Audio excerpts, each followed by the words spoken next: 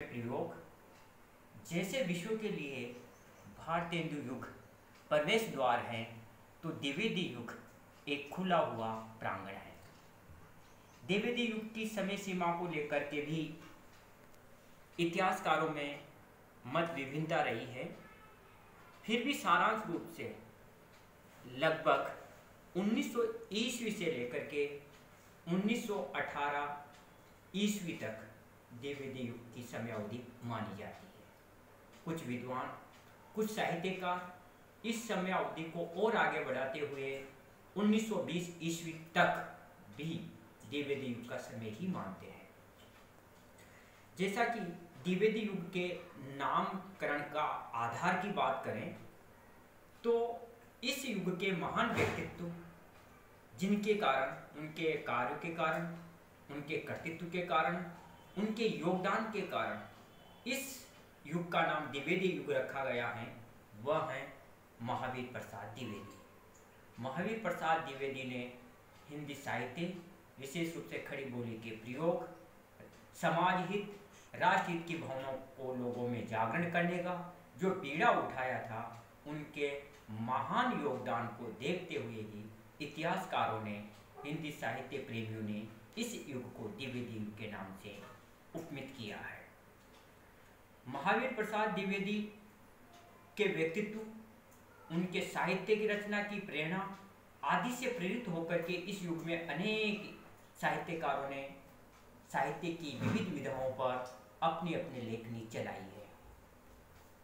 इस युग में हो रहे साहित्यिक उथल पुथल, सामाजिक एवं राष्ट्रीय उथल पुथल एवं जागरण की अवस्था को देख करके डॉक्टर नगेंद्र ने द्विवेदी युग को जागरण सुधार काल के नाम से विभूषित किया, या इसे जागरण सुधार काल कह करके पुकारा। निश्चित रूप से इस नामकरण का आधार है जागरण, अर्थात राष्ट्रीयता की भावना जागृत करना, समाज में अच्छी दृष्टिकोण, अच्छी सोच के लिए लोगों को जागृत करना, साथ का साथ ही हिंदी की खड़ी बोली के लिए भी लोगों को जागृत करना, तथा खड़ी बोली हिंदी में आ रही समस्याओं में सुधार करना, समाज में उत्पन्न विषमताओं में सुधार करना और राष्ट्रीयता की भावना में आ रही रुकावट में सुधार करने के लिए जो प्रयास तत्कालीन साहित्यकारों ने किया,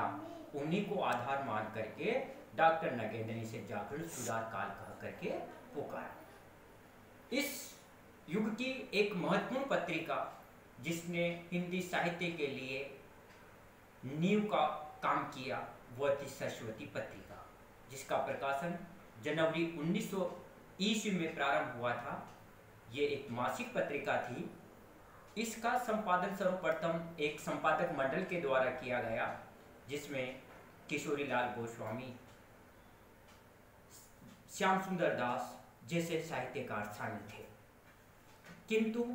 1903 ईस्वी में आकर के इसके संपादक की जो कमान थी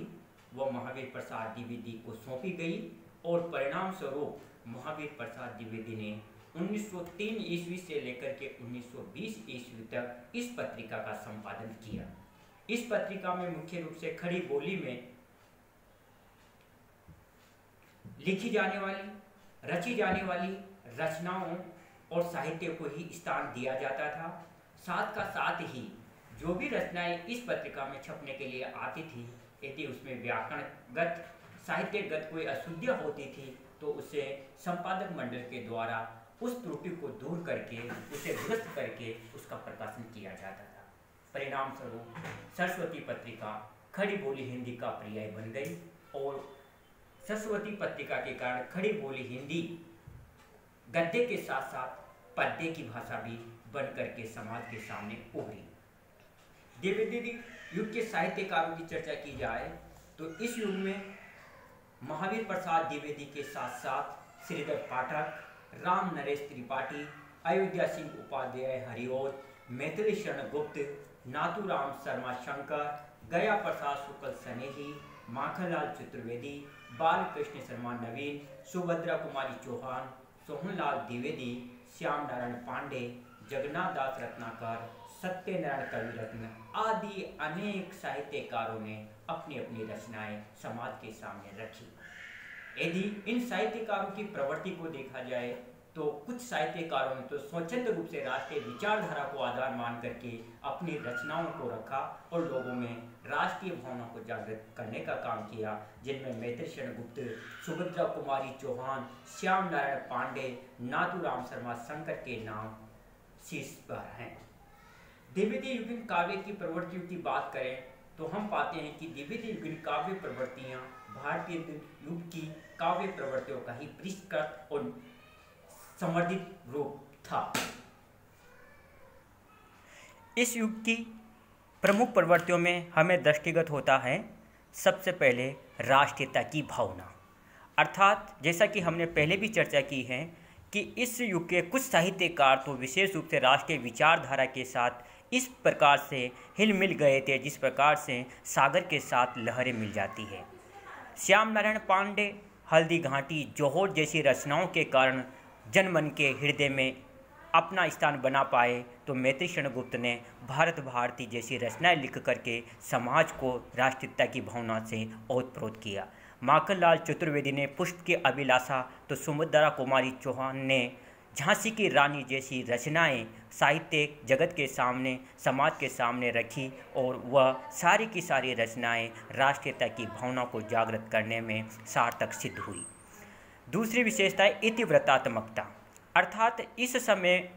प्रबंध काव्य की रचनाएं मुख्य रूप से की गई। प्रबंध काव्य के दोनों रूपों को, महाकाव्य और खंड काव्य को साहित्यकारों ने अपनाया और अपनी विचारधारा को, अपनी चिंतन को उसमें स्थान दिया। नैतिकता एवं आदर्शवाद, साहित्य नैतिकता से ओतप्रोत हो, आदर्श को ध्यान में रख कर के साहित्य की रचना की जाए, ये इस युग की विशेषता के रूप में उभर करके हमारे सामने आती है। और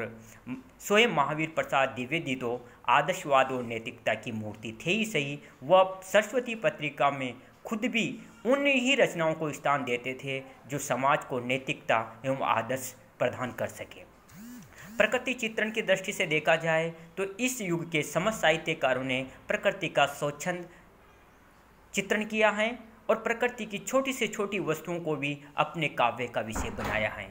सामाजिक समस्याओं का चित्रण, यदि सामाजिक समस्याओं की बात की जाए तो इस युग में नारी की स्थिति को अभिव्यक्त करने वाले मैत्री शरण गुप्त ने यशोधरा, साकेत जैसे महाकाव्यों की रचना करके नारी को दया ममता की मूर्ति के साथ साथ साहस, धैर्य और पतिव्रता की मूर्ति भी स्थापित किया। काव्य रूपों की विविधता, इस युग के साहित्य में काव्य की दृष्टि से देखा जाए तो काव्य के अनेक रूप अपनाए गए। प्रबंध रूप में भी काव्य रचना की गई तो मुक्तक रूप में भी। काव्य भाषा के रूप में ब्रज भाषा के स्थान पर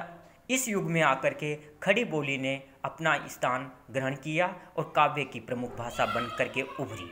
अधिकांश इस समय का साहित्य केवल खड़ी बोली में ही लिखा जाने लगा। अगली विशेषता के रूप में आता है अनुदित रचनाएं। इस युग के साहित्यकारों ने न केवल मौलिक रचनाएं अपितु पूर्व की संस्कृत भाषा की, बंगला भाषा की, उर्दू भाषाओं की रचनाओं का भी अनुवाद करके समाज को सरल भाषा के रूप में, खड़ी बोली के रूप में उन रचनाओं को रखा और